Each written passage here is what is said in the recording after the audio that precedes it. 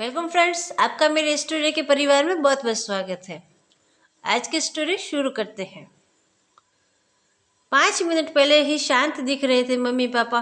Phone पर बात कर वे खुशी से चहकने लगे। डाइनिंग रूम में नाश्ता कर रहे अपने बहू और बेटे के पास आकर बोले, कल सुधा आ रही है। अभी अभी फोन पर बात हुई है हमारी। समधी जी भी साथ आएंगे। शशि, तुम कल दोपहर 4 बजे एयरपोर्ट पर चले जाना दोनों को लेने के लिए। इस सुधा को और कोई काम नहीं है क्या? जब देखो तब आ जाती है यहाँ पर। मैं नहीं जा पाऊंगा, मुझे और भी जरूरी काम है। क्या वो टैक्सी करके नहीं आ सकती यहाँ तक? शशि गुस्साई आवाज में बोल पड़ा। अपने बेटे के मुंह से अपनी बेटी के लिए ऐसे बोल सुन माँ एकदम दंग रह गई। अरे, तबीयत तो ठीक है ना तेरी? कैसी पागलों की तरह बात कर रहा है? घर में 2 गाड़ियां होते हुए बहन को टैक्सी में आने के लिए कहता है। माँ बोलती है, रहने दो, मैं खुद जाकर ले आऊँगा। अपनी बेटी को करने दो उसे अपना काम। अभी सुधा का बाप जिंदा है और मैं नहीं चाहता कि मेरी बेटी को उसके ससुराल वालों से ताने सुनने पड़े कि इकलौती बेटी होते हुए भी उसे लेने गाड़ी नहीं भेजी या उसके स्वागत में कोई कमी रह गई। पापा ने बेटे को अपनी नाराजगी जताते हुए कह दिया, आप दोनों समझते नहीं हो मम्मी पापा। वो जब भी इस घर आती है तो सारी दिनचर्या बिगाड़ देती है। वो तो आराम से बैठी रहती है, किसी की महारानी की तरह हम सबको उसकी आप भगत में लगना पड़ता है। मेरी पत्नी का तो पूरा दिन ही दीदी और जीजा जी के आगे पीछे उनके ऑर्डर पूरे करते हुए निकल जाता है। गुस्से से शशि बोलता है, आज क्या हो गया है तुझे? कैसी बहकी बातें कर रहा है? बहन है तेरी, कोई पराई तो नहीं है वो। अब क्या है उसका इस घर में? शादी में दे दिया था ना हमने जितना देना था, फिर क्यों चली आती हैं बार बार यहाँ पर? और हर बार बैग भर भर के लेकर जाती है वो अलग से। आपको समझना चाहिए वो सिर्फ हमें लूटने आती है और कुछ नहीं। शशि ने तंज कसते हुए कह दिया, तुझे क्या, अगर वो यहाँ से थोड़ा कुछ ले जाती है तो? ये सब मेरी मेहनत की कमाई है और मैं जो चाहूँ करूँ। चाहूँ तो पूरा सुधा को दे दूँ। पापा गुस्से से लगभग कांपते हुए बोलते हैं।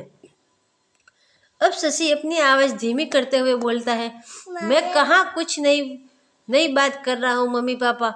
मैं तो वही बोल रहा हूँ जो मैंने बरसों से बुआ के साथ होते हुए देखा है। आज अपने बेटे के खिलाफ वो शब्द क्या सुन लिए?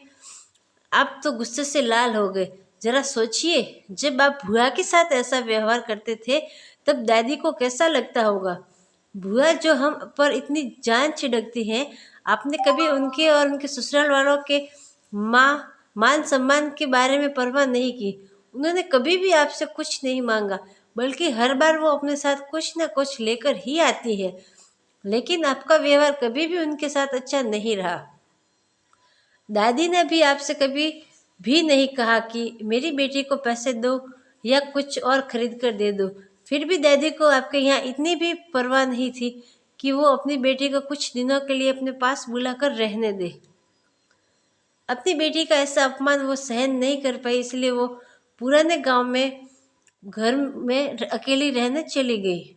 बुआ भी अपना अपमान सह लेती, पर आपने उनके पति का भी मान नहीं रखा, इसलिए उन्होंने भी हमारे घर आना छोड़ दिया। जिस तरह सुधा इस घर की बेटी है, बुआ भी तो इसी घर की बेटी है। आपने 2 बेटियों में फर्क कर अच्छा नहीं किया पापा। और रही मेरी बात, तो मैं अपनी बहन से बहुत प्यार करता हूँ। मैंने कभी अपनी पत्नी को उसके खिलाफ गलत बोलने का हक नहीं दिया और वो बोलेगी भी नहीं। मैं खुद जाकर उसे लेकर आऊँगा, क्योंकि मुझे मेरी बहन पर गर्व है, अपने अच्छे भाई होने पर भी। और हो सके तो मेरे इन कटु शब्दों के लिए मुझे माफ़ कर देना। इतना कहकर शशि अपने ऑफिस के लिए निकल जाता है। माँ और पापा का सिर शर्म से झुक गया। थोड़ी देर की शांति के बाद पापा ने हिम्मत कर अपनी बहन को फ़ोन लगाया। बहन के फ़ोन उठाते ही वो फुट फुट कर रो पड़े और बोले, दीदी हमें माफ़ कर दीजिए। हमने इतने साल आपके साथ जो भी दुर्व्यवहार किया उसके लिए हम सच में बहुत शर्मिंदा हैं। दीदी आपकी बहुत याद आ रही है। आप अपने घर आ जाइए हमसे मिलने। अगर आप कहे तो मैं आ जाता हूँ आपको लेने के लिए। दूसरी तरफ दीदी दीदी भी रो रही थी। वो भाई के इन शब्दों से ही पिघल गई थी। वो बोली, मैं तुमसे नाराज नहीं हूँ भैया, मैं जीजाजी को सारी बात बता कर जरूर आऊँगी। दोस्तों, बेटी तो बेटी होती है, बहन हो या बेटी, तीनों में कोई फर्क नहीं करना चाहिए। इन्हीं से घर की शोभा होती है और इन्हीं से घर की खुशियों से भरा रहता है। थैंक यू फ्रेंड्स, आपको मेरी कहानी कैसी लगी कमेंट करके ज़रूर बताएं। मेरे चैनल को लाइक करें एवं सब्सक्राइब करें। Thank you.